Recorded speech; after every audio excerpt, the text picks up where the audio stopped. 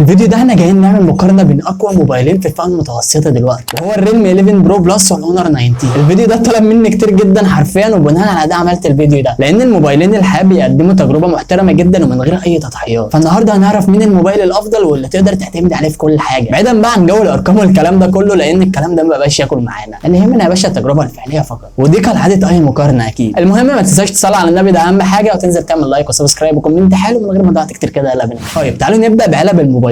الريلمي 11 برو بلس جاي معاه جراب سيليكون شفاف ودبوس معدني وسلك يو اس بي تايب سي مع راس شاحن. اما بالنسبه للاونر 19 فهو جاي معاه جراب سيليكون شفاف مع دبوس معدني وراس شاحن وسلك يو اس بي تايب سي. محتويات العلبه في الموبايلين كامله وما فيهاش اي نوع من انواع التضحيه. طيب تعالوا بقى نتكلم في نقطه من اهم النقط اللي الناس كتير جدا بتركز عليها، وهي نقطه الديزاين يا معلم. الديزاين في الريلمي 11 برو بلس الصراحه مبهر جدا، حقيقي من اشيك واجمد الموبايلات اللي موجوده في الفئه المتوسطه دلوقتي، وده اوبشن الحقيقه بيميزه عن اي موبايل تاني موجود في الفئه دي. لون الموبايل هنا تحفه فنيه حرفيا، في تقريبا لونين تانيين لون منهم اخضر، وفي الغالب هيكون انسب من اللون ده لانه احتمال يغير لونه. مش عارف الصراحه، يعني مش متاكد من ده بنسبه كبيره قوي، لان انا ما شفتش ده في الواقع، انا بس ده اللي متوقعه. الظهر هنا من الجلد، ودي حاجه مش عاديه في الفئه المتوسطه. الكلام ده معلم مش موجود في موبايلات فلاج شيبس اصلا.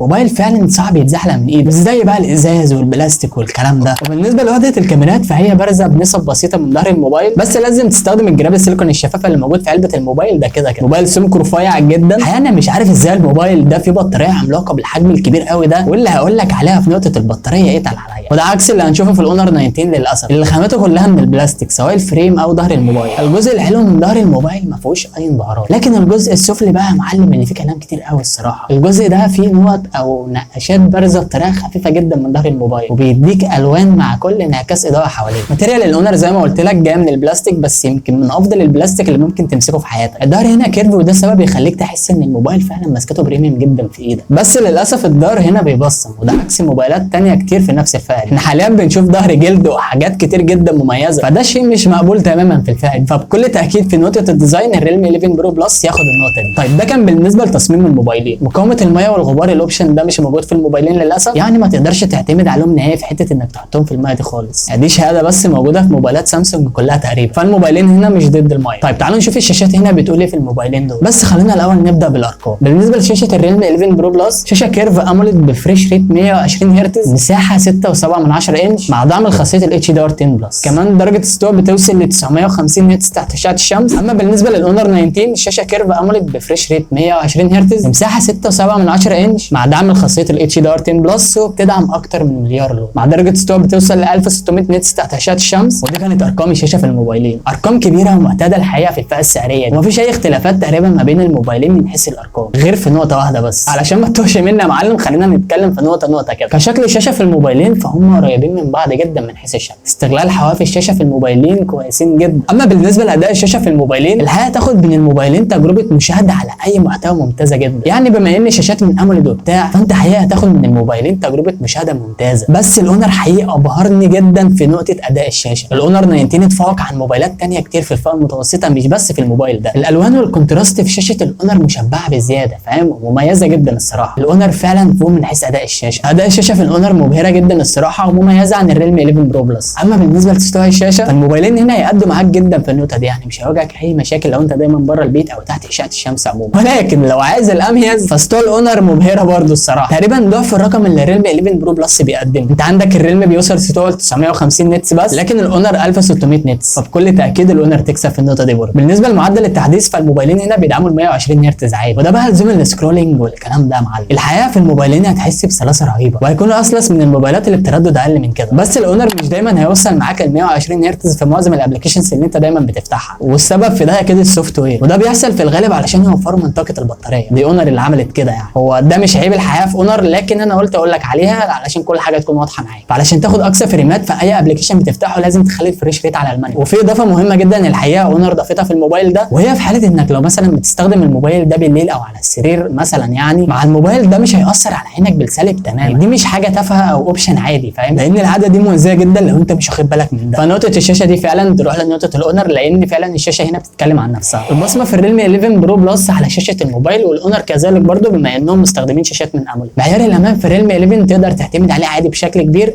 لكن مش الافضل. بصمه الاونر 19 اسرع لكن مش افضل حاجه، مش افضل حاجه من ناحيه حجمها او مش مريحه قوي فاهم. اما بالنسبه للمعالج بقى يا معلم، الاونر 19 جايب معالج سناب دراجون 7 جن 1 4 نانو، معالج قوي جدا الحقيقه وينافس في الفئه دي. الريلمي 11 برو بلس جايب معالج من ميديا تك دايمنستي 7050 6 نانو، معالج متقارب جدا من اداء المعالج القديم اللي كان موجود في الريلمي 10 برو بلس. كمان عندي مشكله عموما في اسماء الموبايلات كلهم بقى فاهم، مع ان يقسم بالله عدت الفيديو ده 3 مرات لحد دلوقتي. المره الاولى تقريبا كنت بصور في امان الله وبتاع، الكاميرا بقى محطوطه وعلى اساس ان انا بصور وكده، طلع الموبايل في الاخر مش بيصور. وبعد ما خلصت الفيديو يا معلم، واللحظه دي تقريبا بتبقى افضل لحظه بالنسبه لي، ابص على الكاميرا يا معلم الاقيها مش بتصور. يا نهار اسود. جيت المره الثالثه علشان اصور وبتاع، شيكت على كل حاجه تقريبا بس ما شيكتش على المعلم ده. بعد برده ما خلصت الفيديو ببص على التليفون لاحظت ان هو مش بيسجل اصلا. ده حوار كبير قوي الصراحه حصل في الفيديو ده، ومجهود كبير جدا اتبذل في الفيديو ده برده. علشان كده قدر المجهود اللي محطوط في الفيديو ده معلم، وانزل اعمل لايك وسبسكرايب ده لو انت ما عملتش لحد دلوقتي. بص عشان انا عارف انك بتنسى وبتاع، فانا قلت افكرك بس مش اكتر. بس كده سيبك تكمل الفيديو بقى. نفس معالج الدايمنستي 1080 مع اختلاف الاسماء، بس الحقيقه كنت منتظر معالج قوي جدا في الاصدار الجديد بحيث ان هو ينافس في الفئه دي من ريلمي، خصوصا بعد ما بدانا نشوف معالجات قويه جدا في الفئه دي زي السناب دراجون 7 جن 1 اللي موجود في الاونر 19 اللي موجود معانا النهارده. كمان المعالج ده موجود في الشاومي 13 لايت، ولما شفت ده يا معلم قلت اكيد ريلمي هتنزل بمعالج اقوى. حصل عكس ده للاسف، بس ده طبعا مش معناه ان الدايمنستي 7050 مش كويس. المعالج ده ابن ناس وهيعدي معاك في الاستخدام اليومي عادي جدا، يعني بقى ابلكيشنز بتفتحها وتقفلها، سوشيال ميديا، كل حاجه حرفيا هتتعامل معاها بسلاسه رهيبه، بفضل طبعا سوفت وير ريلمي اللي مش هتشوف منه لاج انيميشنز ممكن يحصل معاك. فلو هنقارن الريلمي 11 برو بلس بالاونر 19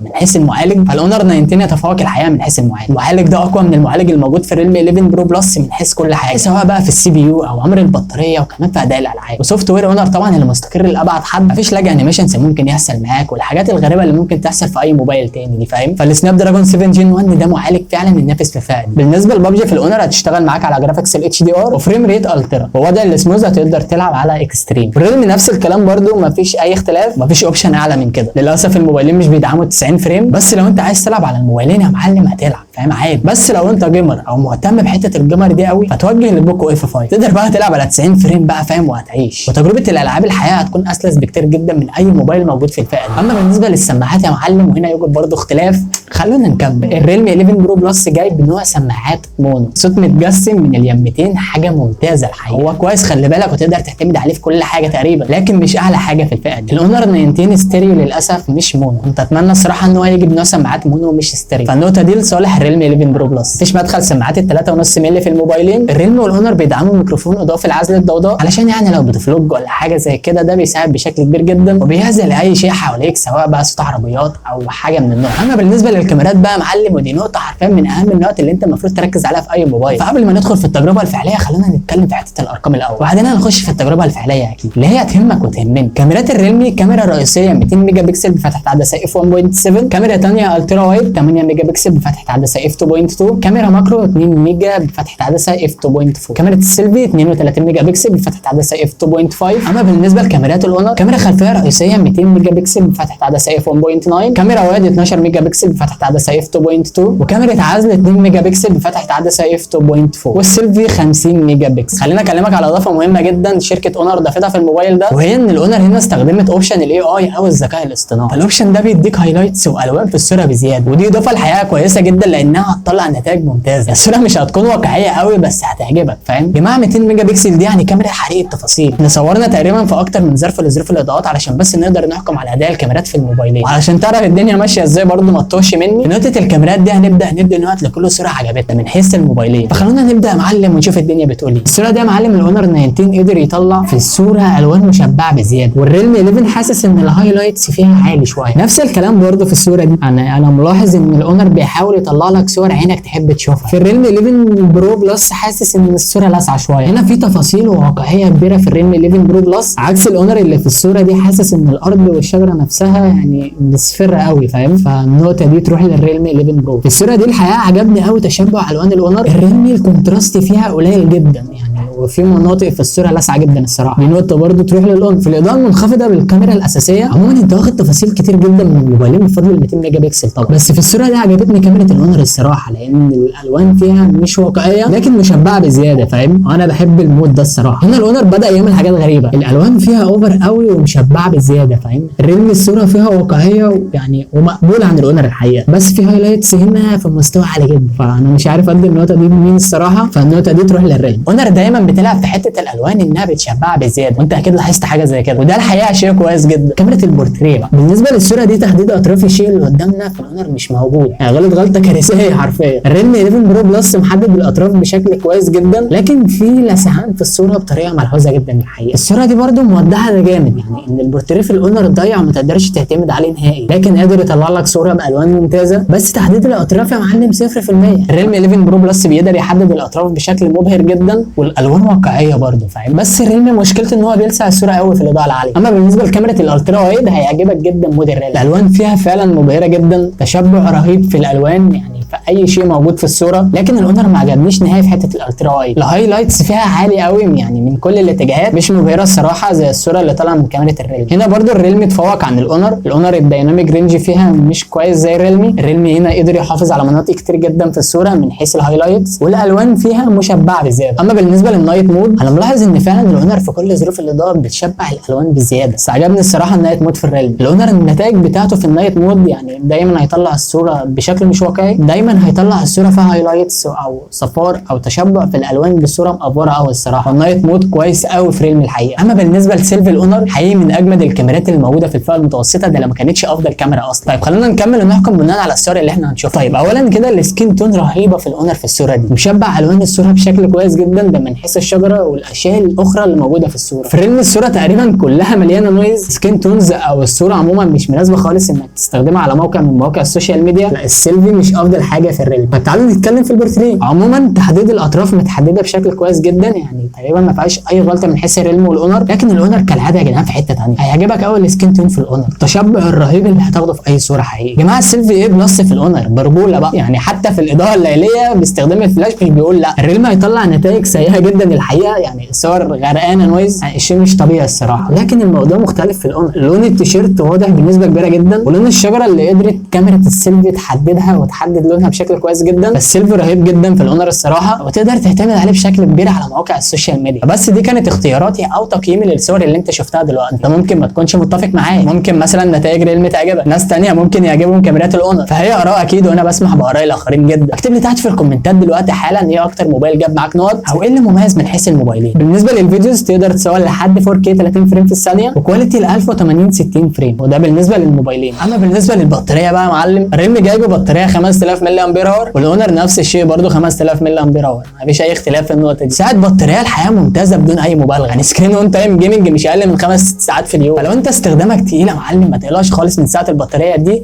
لانها هتأدي معاك جدا. اما بالنسبه لسرعه الشحن بقى وهنا يوجد برضه اختلاف. سرعه شحن الاونر بتوصل ل 66 واط، الشحن ده يشحن معاك البطاريه من 0 ل 100% في اقل من ساعه الا ربع تقريبا. وسرعه شحن الريلمي بتوصل ل 100 واط، الموبايل ده يشحن معاك من 0 ل 100% في اقل من 20 دقيقه، وده رقم ممتاز. 20 دقيقه يا باشا يكون الموضوع خلصان. فبكل تاكيد الريلمي يكسب من حيث نقطه الشحن. مش هتقدر تستخدم كارت ميموري، ده بالنسبه للموبايلين انت في الغالب مش هتحتاج الكارت ميموري اصلا لان الموبايلين اوريدي جايين بمساحات عاليه. مستشعر تقارب الريلمي مظبوط الحقيقه، لكن الاونر محتاج لابديت يروق عليه شويه عشان ساعات بيخرب. ومستشعر التقارب ده الخاص بالمكالمات، يعني لو انت ما عندكش اي خلفيه عن الموضوع ده. طيب بالنسبه لسعر الموبايلين، ريلمي 11 برو بلس جايب مساحه داخليه 512 مع 12 جيجا رام بسعر 16000 جنيه بضمان دولي مش ضمان محل. الاونر 19 جايب مساحه داخليه 256 مع 8 جيجا رام بسعر حوالي 18000 جنيه بضمان دولي مش ضمان محل. طبعا الاسعار بتختلف من محل للتاني، فحاول تشوف ستور كويس. طيب تعالوا نتكلم سريعا كده عن عيوب الموبايلين وايه اللي موجود في الموبايل ده مش موجود في الموبايل التاني. الاونر 19 جايب نوع سماعات ستيريو مش مونو للاسف، تتمنى الصراحه ان هو يجيب نوع سماعات مونو مش ستيريو، ده عكس اللي موجود في الريلمي 11 برو بلس اللي جايب نوع سماعات مونو مش ستيريو، فدي برده ميزه مش موجوده في الاونر 19 وموجوده في الريلمي 11 برو بلس. خامات الاونر 19 جايه من البلاستيك في حين ان المنافسين مستخدمين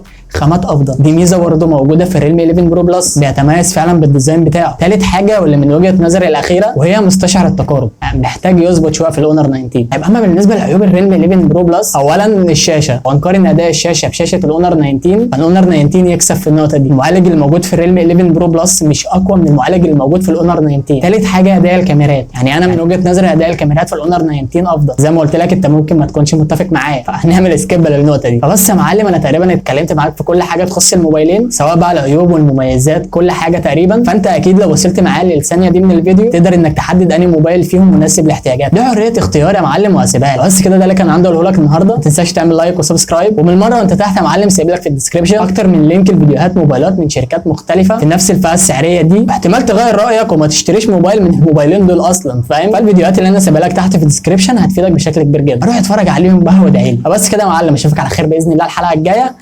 سلام يا مان.